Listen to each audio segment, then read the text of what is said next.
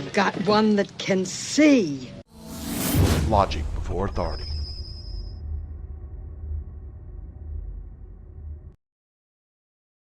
Hi guys, this is Daniel Alexander Cannon here on Logic Before Authority. And we're going to use some logic today, but we're going to be talking about things that the authority don't want us to talk about and using logic about, but we're going to do it anyways. And I've got a question though for you. I want to know who or what subject would you guys like me to talk about? Let me give you a few examples. Okay. I could talk about my upcoming documentary and the different research and that I've been doing. As you can see, this here is about a giant tree and about different levels at depth of where coal and oil and all these things exist at, and how the giant trees of old played into that. As you can see, a giant tree stump. And so there's that subject. Here's imagery of a giant tree dying and all the root system and pathways being left behind and all that energy stored down below. And if we go one more, we can see it demonstrating and showing that it turns into a volcano in some cases. Not all cases, not all conditions. But we can talk about that, which has to do with this. That is liquid sun. Tree sap. It's liquid sun. Hydrocarbons, okay? And has a lot to do with the stuff being stored down underground and transmutating over time. So we can talk about that subject, which also would lead us into this subject, the giant tree stump at the North Pole, the Mercator map, and also seen on dozens of other maps from 100 to 300, 400 years ago that I've already found and could show them to you and go through some more of this and show you some more of my understanding as to what we're actually looking at. Are we looking at the tree that was in the midst of the garden?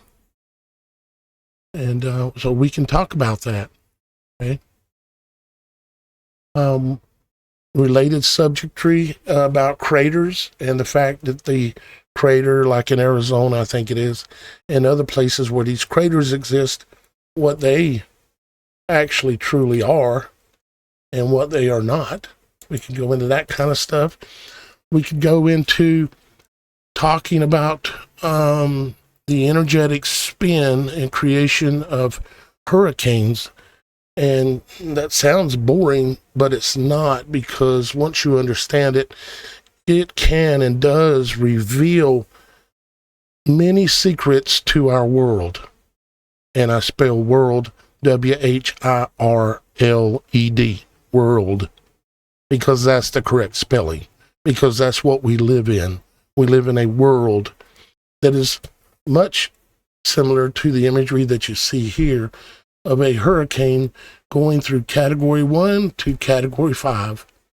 Now, let me click on the next image that has a little bit more information on it. We could go into that in depth, because there's a lot more than just me pointing out what this image shows, okay? One thing you have to understand about a hurricane formation is that it actually is, there are two lows at play. There's a lower level low and there's a mid-level low, just like is depicted here. As you can see, the lower level low is identified as the male energy, lower level low, okay? And you can also see that the mid-level low is the female energy, the female that is the female energy above. The mid-level low, the female energy, is wet, and I'll explain that more in a second. The lower level low, male energy, is mainly dry, okay? And then you go, as the storm develops, the mid-level low will be off to the northeast, spinning, and it has its clouds and some thunderstorms and some things like that.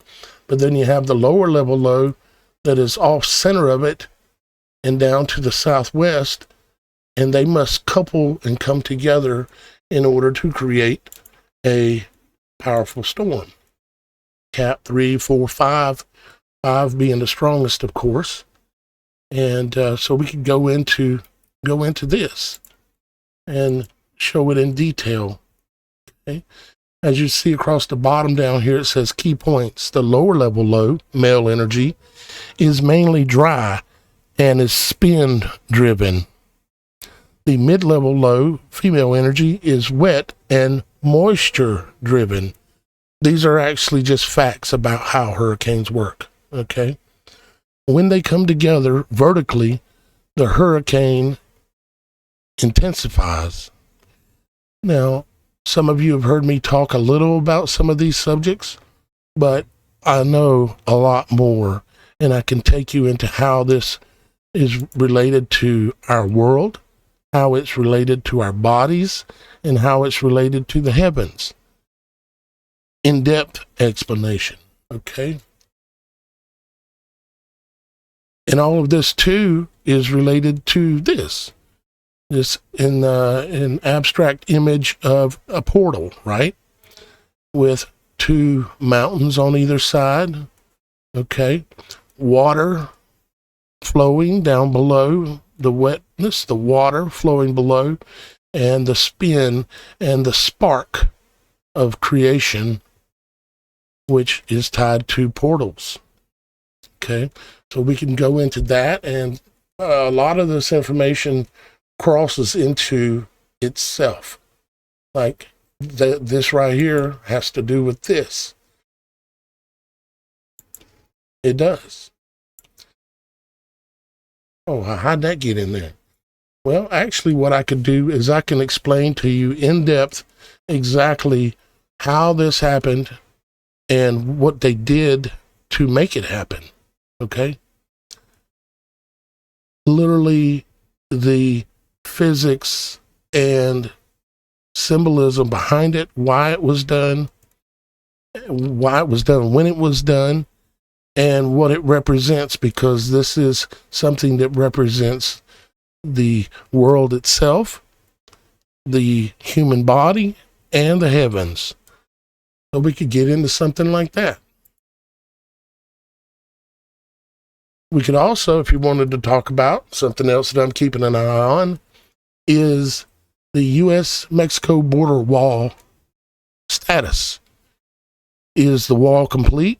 Is there a barrier that keeps people from coming up from the south and going north?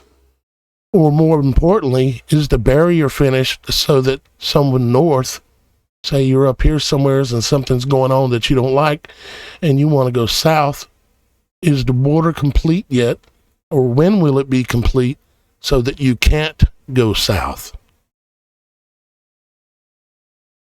They told you, anytime they tell you anything, look at what the opposite would be, and you're going to be very close to what the truth is. The upside down and backwards is how they operate, okay? Now, I will say this about it right now, okay? The orange area, what looks kind of like oranges in here, is the planned build out between 2026 and 2030. You see? So they've got quite a bit that is currently still under construction that they want to finish and have all completely done by 2030. Why? Really? You're going to believe it's because it's of the story they're telling you? Do you want to really know what's going on? Well, vote for the conversation about the U.S.-Mexican border, okay? You can vote for any of these conversations or pick one of your own. You can do that and make that vote simply by, the way I'm going to do it is by a dollar donation. Simply $1 you can donate, and if you do it, best way to do it is like PayPal, Venmo, Cash App. although I have other methods that will work also. But I need to be able to hear your opinion as to what you want me to focus my work on. Okay? And your donations help me be able to survive and be able to do this work and be able to come to these understandings as to what really is truly going on in this world we live in. And so yeah, in like PayPal, Cash App, Venmo, there's a spot where you can type in a note and send me a note. Many of you do it quite often. And you can just type in there, what would you like for me to do?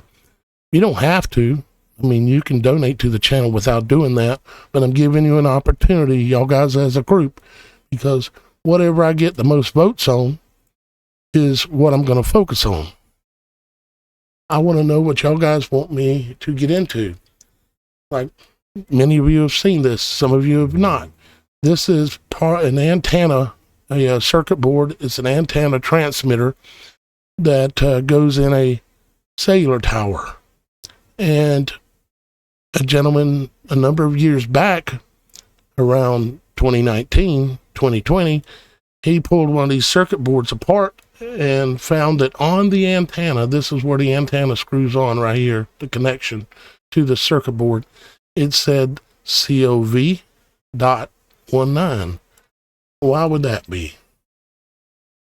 We can also talk about pertinent things that are going on even additionally right now, if you want to talk about these things.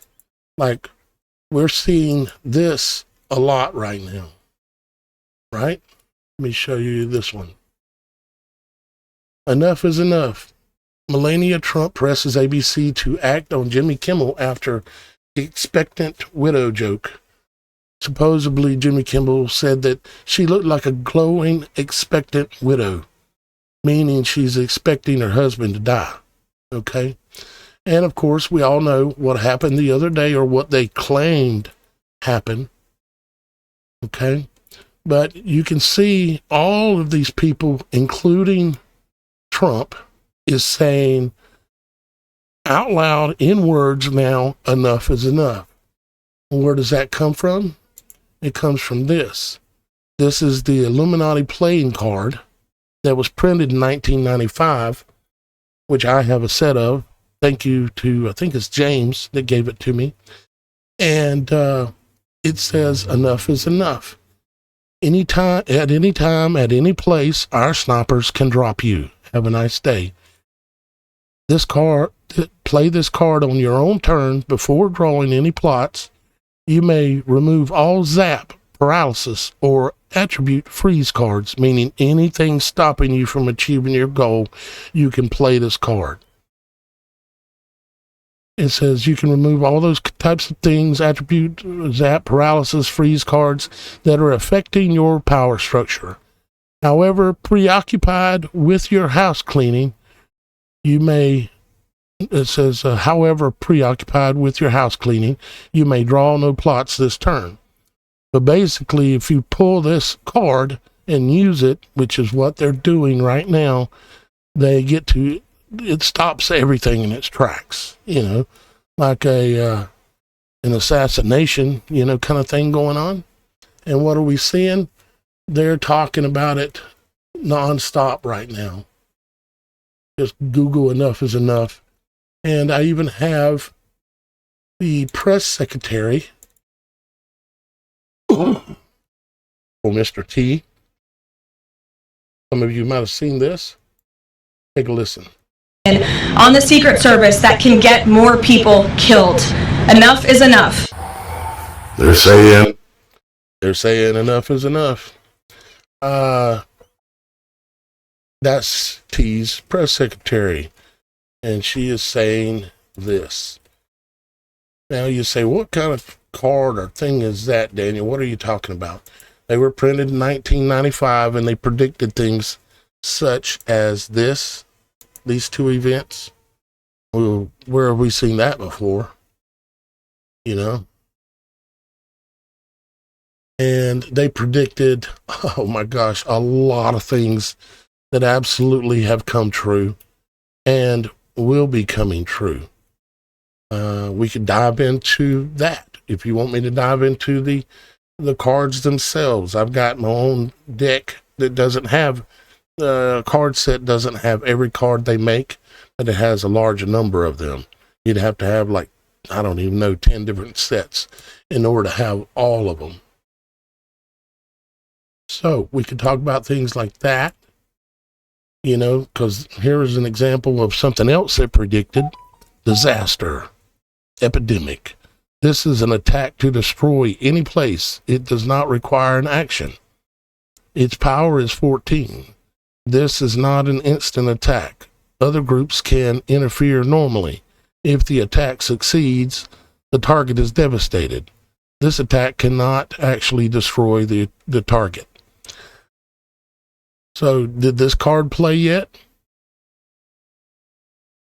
I think you know the answer to that. I think you know the answer to that. They even got the masks in here. They got your snake bites in here. They got your poison in here, you know? And they got all your dead bodies on the table back here. See them? All wrapped up in body bags. Have we seen that yet? Yes, we have. So, if there's a different subject y'all guys would like me to go into, because I've got all kinds of things that I'm researching, going into.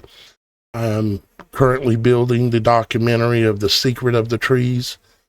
I am working on numerous things at all times, and I'm only able to do this because y'all guys support my work. So that's why I decided, hey, let's try this, tie it to a vote. And all you have to donate is $1 to make a vote. Okay, you can vote with $1. You can donate more, or you can do multiple donations. However you want to choose to do it, the strategy is yours. So, with that being said, tell me what it is that you want me to cover for you, because I am here doing this for y'all guys. I love you. Make your vote. All the links are below in the description or the more section below the video, depending on where you're watching this at. Bye-bye for now. Probably see you tomorrow. I've got one that can see. Logic before authority.